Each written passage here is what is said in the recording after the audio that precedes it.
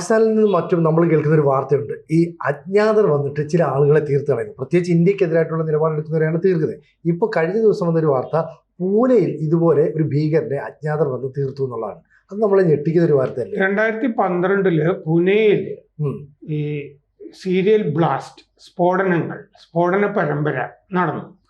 ആ സ്ഫോടന പരമ്പരയ്ക്ക് ഉത്തരവാദിയായ അസ്ലം ഷബീർ ഷെയ്ഖിനെയാണ് കൊന്നിരിക്കുന്നത്. ബണ്ടി ജഹാംഗീർ ധാർ എന്നും അയാൾക്ക് പേരുണ്ട്. അങ്ങനെ സ്ഫോടന പരമ്പരയ്ക്ക് ഉത്തരവാദിയായ ആളെയാണ് രണ്ടുപേര് ബൈക്കിൽ വന്ന് കൊന്നിരിക്കുന്നത്. അസ്ലം ഷബീർ ഷെയ്ഖിനെയാണ് കൊന്നിരിക്കുന്നത്. ജാമ്യത്തിലായിരുന്നു. ഈ സ്ഫോടന കേസിൽ പ്രതിയായ ഈ ഷെയ്ഖ് ജാമ്യത്തിലായിരുന്നു. 52 വയസ്സാണ്. 2012 ജംഗ്ലി മഹാരാജ് റോഡ് പുനെയിലെ ആ റോഡിൽ ആണ് ഈ സ്ഫോടന പരമ്പര നടന്നത്. ഇന്നലെ ഉച്ചയ്ക്ക് ആണ് ഈ ഷെയ്ഖിനെ ബൈക്കിൽ വന്ന ആളുകൾ തീർത്തത്. അപ്പോൾ പുണെയിലെ ശ്രീറാംപൂരിലാണ് സംഭവം. 2ാം വാർഡിൽ താമസിക്കുന്ന ആളാണ് ഈ ഷെയ്ഖ്. മതപരമായ ഒരു ചടങ്ങ് കഴിഞ്ഞിട്ട് ശ്മശാനത്തിൻ്റെ പുറത്ത് ഇറങ്ങി 2 വീലറിൽ കയറുമ്പോൾ ആയിരുന്നു ഈ വെടിവെച്ച് കൊന്നത്. 2 പിസ്റ്റൾ ഈ വന്നവരുടെ കയ്യിലുണ്ടായിരുന്നു. ഉച്ചയ്ക്ക് 2:15 ആണ് സംഭവം നടന്നത്. സക്കർ കങ്കാർ ആശുപത്രിയിൽ ഇയാളെ ഷെയ്ഖിനെ ആദ്യം കൊണ്ടുപോയി.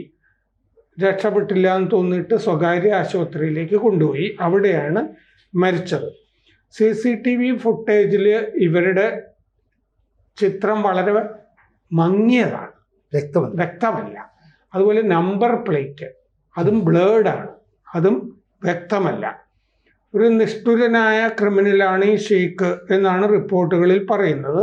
18 കേസുകളിൽ പ്രതിയാണ് അയാൾക്കെതിരെ 18 കുറ്റങ്ങൾ നിലവിൽ ഉണ്ട്. അനധികൃത മണൽ വിൽപ്പന, പിടിച്ചുപറി, കൊലപാതകം, ഭീകരപ്രവർത്തനങ്ങൾ ഒക്കെയാണ് അയാൾക്കെതിരായ കേസുകൾ. അഹില്യാനഗറിൽ ഇയാൾ പ്രവേശിക്കാൻ പാടില്ല എന്ന് പറഞ്ഞിട്ടൊരു നിരോധന ഉത്തരവ് തന്നെ ഇയാൾക്കെതിരെ നിലവിലുണ്ട്, ഈ ഷെയ്ഖിനെതിരെ. 2006 പട്ടാളത്തിൻ്റെ രഹസ്യങ്ങൾ ചോർത്തിയതിന് നാസിക്കിൽ ഇയാൾക്കെതിരെ ഒഫീഷ്യൽ സീക്രട്സ് ആക്ട് പ്രകാരം കേസുണ്ട്. പിന്നെ ലോക്കൽ രാഷ്ട്രീയം ഉണ്ടല്ലോ, പ്രാദേശിക രാഷ്ട്രീയത്തിൽ ഒക്കെ ബന്ധപ്പെട്ട് നിൽക്കുന്ന ആളാണ്. ഇയാൾക്ക് വെടിയേറ്റു എന്നറിഞ്ഞപ്പോൾ തന്നെ ഒരുപാട് രാഷ്ട്രീയക്കാർ ഓടിയെത്തിയിരുന്നു. ഇയാളുടെ ഉമ്മ NCP അംഗം ആയിട്ട് ഈ ശ്രീറാംപൂർ മുനിസിപ്പൽ കൗൺസിൽ അംഗമായിരുന്നു, NCP അംഗമായിരുന്നു. ഇപ്പം ഇയാളുടെ cousin Raees Sheikh municipal councillor ആണ് ശ്രീറാംപൂരിൽ. 2013 ജനുവരിയിലാണ് ATS ഇയാളെ അറസ്റ്റ് ചെയ്തത് ഈ സീരിയൽ ബ്ലാസ്റ്റിൽ.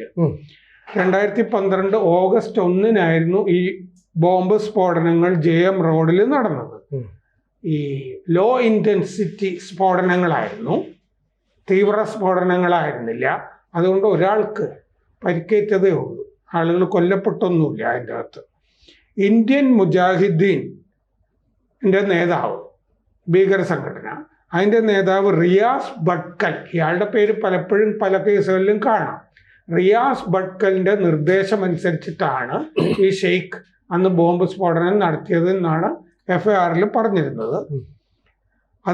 അതിന് കാരണം എന്താണെന്ന് വെച്ചാൽ ഗത്തീൻ സിദ്ദിഖി എന്ന് പറഞ്ഞൊരാളുടെ കൊലയ്ക്കുള്ള പ്രതികാരമായിട്ടാണ് ഈ ബോംബ് സ്ഫോടനം നടത്തിയത്. ഈ ഗത്തീൻ സിദ്ദിഖിയെ കൊന്നത് ശരത് മഹോൽ എന്ന് പറഞ്ഞൊരാൾ യർവാദ ജയിലിൽ വെച്ചാണ്, ജയിലിലെ സംഘർഷത്തിലാണ് കൊന്നത്. അത് 2012 ജൂൺ 6 അത് കഴിഞ്ഞ് 2 മാസം കഴിഞ്ഞപ്പോഴാണ് ബോംബ് സ്ഫോടനങ്ങൾ നടന്നത്. അപ്പോൾ ബോംബ് കേസിൽ വേറെയും പ്രതിയുണ്ട്. മറ്റേ പ്രതി ഇയാളിൽ നിന്ന്, ഈ ഷെയ്ഖിൻ്റെ കയ്യിൽ നിന്ന് 3 പിസ്റ്റൾ വാങ്ങിയിരുന്നു എന്ന് FIR പറഞ്ഞിട്ടുണ്ട്. അപ്പോൾ 2015 ഒക്ടോബർ 1 ഇയാൾക്ക് ജാമ്യം കിട്ടിയിരുന്നു. ഈ കേസിൽ ഹൈക്കോടതി 2019 മെയിൽ ജാമ്യം റദ്ദാക്കി. അതിന് കാരണം എന്താണെന്ന് വെച്ച് കഴിഞ്ഞാൽ മാസത്തിൽ ഒരിക്കൽ പോലീസ് സ്റ്റേഷനിൽ പോയിട്ട് ഒപ്പിടണമല്ലോ. ഇയാൾ ഒപ്പിടാൻ ചെല്ലില്ല. അങ്ങനെയാണ് ജാമ്യം റദ്ദാക്കിയത്. ഈ 2023 ജനുവരിയിൽ വീണ്ടും ജാമ്യം കൊടുത്തു. 6 വർഷം വിചാരണ തടവുകാരനായിട്ട് കിടന്നു എന്നുള്ള കാരണം പറഞ്ഞിട്ടാണ് ജാമ്യം കൊടുത്തത്. ശരിക്കും പറഞ്ഞാൽ ഇത്തരത്തിലുള്ള ഈ അജ്ഞാതന്റെ സാന്നിധ്യം വീണ്ടും വീണ്ടും ഉണ്ടാകുന്നത് ഇനി ഇന്ത്യക്കെതിരായിട്ടുള്ള നിലപാടോ അല്ലെങ്കിൽ സീരിയൽ ബ്ലാസ്റ്റൊക്കെ നടത്താൻ പോകുന്ന ആളുകളെ ഭയചകിതരാക്കില്ലേ?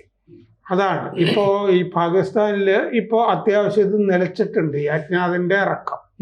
ബംഗ്ലാദേശിലെ അജ്ഞാതൻ എന്ന് പറഞ്ഞിട്ട് ആ ഹാദിയെ കൊന്നയാള് ഇപ്പോൾ ദുബായിൽ നിന്ന് കരീം ആള് വീഡിയോ ചെയ്തിട്ടുണ്ട്. ഞാൻ ഇന്ത്യയിലൊന്നുമല്ല, ദുബായിലാണ്, ഞാനല്ല ഇത് ചെയ്തത് ജമാഅത്തെ ഇസ്ലാമിയാണ് ഹാദിയെ കൊന്നത്. അയാൾ ജമാഅത്തെ ഇസ്ലാമിയുടെ കൂടെയായിരുന്നു. പക്ഷെ പിന്നീട് എന്തോ അകൽച്ച വന്നിട്ട് അയാൾ ജമാഅത്തെ ഇസ്ലാമി വകവരുത്തിയതാണ് എന്ന് പറഞ്ഞിട്ട്. അപ്പോൾ ബംഗ്ലാദേശിലെ ആ ബൈക്കിൽ വന്ന 2 പേര് അജ്ഞാതരല്ലല്ലോ. അജ്ഞാതരല്ല, ഇന്ന ആളുകളാണെന്ന് നമ്മൾ നേരത്തെ ചർച്ച ചെയ്യുകയും ചെയ്തിരുന്നു. ഇതില് അത്യാവശ്യം ഈ ആളുകളെ മനസ്സിലായിട്ടുണ്ട് എന്ന് ആണ്. അത് ചിലപ്പോൾ ആ ജയിലിലെ ഒരു സംഘർഷം നടന്നല്ലോ, അതുമായി ബന്ധപ്പെട്ട ആളുകളൊക്കെ ആയിരിക്കാം. മോട്ടീവ് അറിയില്ല, ഇതിൻ്റെ കാരണം അറിയില്ല എന്നാണ് പോലീസ് പറയുന്നത്. അപ്പോൾ ആളുകളെ തിരിച്ചറിഞ്ഞിട്ടുണ്ടാവുമെന്ന് അറിയില്ല. അറിഞ്ഞതായിട്ട് പോലീസ് പറയുന്നുണ്ട്, സൂചനകളുണ്ട് എന്നൊക്കെ പറയുന്നുണ്ട്. എന്തായാലും ബൈക്കിൽ ആളുകൾ വരുന്നു, അതും ഈ ഇതുപോലെ ഭീകരപ്രവർത്തനം നടത്തിയ ആളുകളെ കൊല്ലുന്നു എന്ന് പറയുമ്പോൾ ഇതൊരു പാകിസ്ഥാൻ മോഡൽ അജ്ഞാത പ്രയോഗം തന്നെയാണ്. ശരിക്കും പറഞ്ഞാൽ ഈ അജ്ഞാതന്റെ ഒരു സാന്നിധ്യം എന്ന് പറയുന്നത് ശരിക്കും ഈ ഇത്തരത്തിലുള്ള ഭീകരപ്രവർത്തനം നടത്തുന്ന ആൾക്ക് പാകിസ്ഥാനിലും ബംഗ്ലാദേശിലും ഒക്കെ ഭയം ജനിപ്പിച്ചിരുന്നു. പക്ഷേ ഇന്ത്യയിലും ഇത്തരം ഒരു നിലപാട് സ്വീകരിക്കുന്നത് മാത്രമല്ല, ഇവരുടെ നമ്പർ പ്ലേറ്റ് കാണാൻ കഴിയുന്നില്ല, ചിത്രങ്ങൾ വ്യക്തമാകരുത്. അപ്പോൾ വലിയ പ്ലാനിങ് ഇതിന്റെ അടിസ്ഥാനത്തിൽ എല്ലായിടത്തും നടത്തുന്നുണ്ട്. അതൊക്കെ ആയിരിക്കും, കാരണം നമ്പർ പ്ലേറ്റ് ബ്ലേഡ് ആണെന്ന് പറയുന്നുണ്ട്. പക്ഷെ നമ്പർ പ്ലേറ്റ് വ്യാജവുമാകാമല്ലോ. ഇങ്ങനൊരു പരിപാടിക്ക് വരുന്ന ആളുകൾ ഒരു സെക്കൻഡ് ഹാൻഡ് ബൈക്കോ മറ്റോ എവിടുന്നെങ്കിലും മേടിച്ചിട്ട്, മറ്റേ ഡൽഹി സ്ഫോടനത്തിൽ കണ്ടില്ലേ, ആ ഡോക്ടർ ഗാംഗിൽ പെട്ട ആളുകളൊക്കെ അങ്ങനെയല്ലേ ചെയ്തിരുന്നത്. നമ്പർ പ്ലേറ്റ് എങ്ങനെയായാലും ഇത്തരം ആളുകൾക്ക് അതിൻ്റെ ശീലമാണ്, ട്രെയിൻഡാണ്, ഇതില് പരിശീലനമൊക്കെ കിട്ടിയിട്ടുണ്ട്. അത് വ്യാജമൊക്കെ ആയിരിക്കും. പിന്നെ പാകിസ്ഥാനിലാണെങ്കിൽ 2 ഡസൻ അല്ലേ 26 കൊലപാതകങ്ങൾ ഇന്ത്യക്കെതിരെ പ്രവർത്തിച്ച ആളുകളാണ് കൊല്ലപ്പെട്ടിട്ടുള്ളത്. അതിൻ്റെ പിന്നിൽ ഇന്ത്യയാണെന്ന് ഗാർഡിയൻ ഒരു അന്വേഷണ റിപ്പോർട്ടൊക്കെ പ്രസിദ്ധീകരിച്ചിരുന്നു. അതിന് തെളിവൊന്നുമില്ല. എന്തായാലും പുനെയിലും ആളിറങ്ങിയിട്ടുണ്ട്. അപ്പോൾ ഇത്തരം ആളുകളൊക്കെ ഇനി കരുതിയിരിക്കണം. കാരണം ഇവരൊക്കെ കേസിലൂരി പോകുമല്ലോ. കേസിലൂരി പോകാത്ത ഈ നീതി നിർവഹണമാണല്ലോ ഈ നടന്നുകൊണ്ടിരിക്കുന്നത്. അപ്പോൾ ഇവിടുത്തെ ആളുകളും കരുതിയിരിക്കണം എന്നുള്ളതാണ് ഇതിൻ്റെ സന്ദേശം. പ്രേക്ഷകരോട് ഒരു അഭ്യർത്ഥനയുണ്ട്. ABC-ക്ക് ഒരു ഹിന്ദി ചാനൽ കൂടിയുണ്ട്.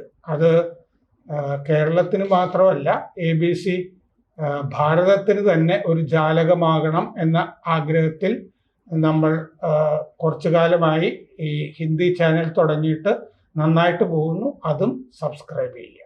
കൂടുതൽ വാർത്തകളും വിശേഷങ്ങളും നിങ്ങളിലേക്ക് എത്താൻ ABC മലയാളം സബ്സ്ക്രൈബ് ചെയ്യുക, ബെൽ ബട്ടണും അമർത്തുക.